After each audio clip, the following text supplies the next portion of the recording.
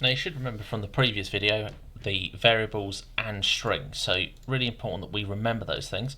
Now we're going to start looking at how we can assign variables by using an input, so how to use inputs.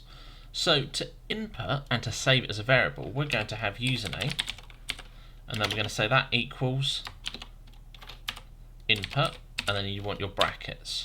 And then in speech marks, so we're going to use a string here. This is basically the question we're going to ask them.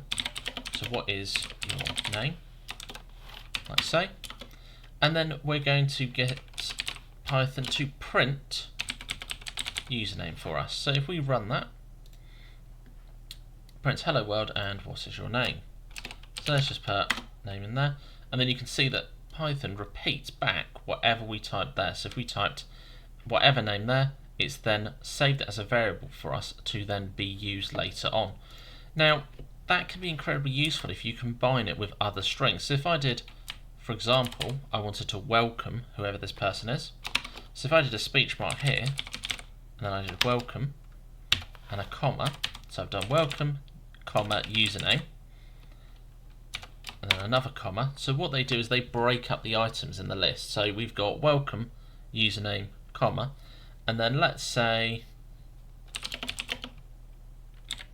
to my application. Okay, so let's see what happens if we run this. So let's say, let's choose a different name. Okay, so you've got welcome and then Smith and then to my application. Now notice that it's broken it up, but it's got speech marks around each of it.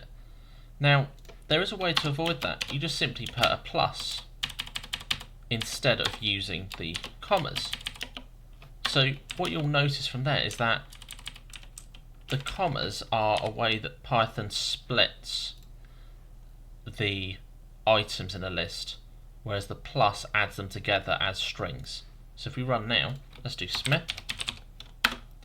So you've got welcome Smith to my application, but can you see that it's joined it all together? So you need to have a space after welcome and a space after to, because Python will literally follow exactly what your instructions are from this algorithm. So let's go like so, Smith, enter.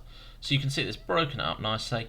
We've then got a name associated to that string there, and we've got a name associated with that variable and the user's name. So it then means that we can then reuse that information later on if we want to. So it's really useful to be able to input the user's name and information.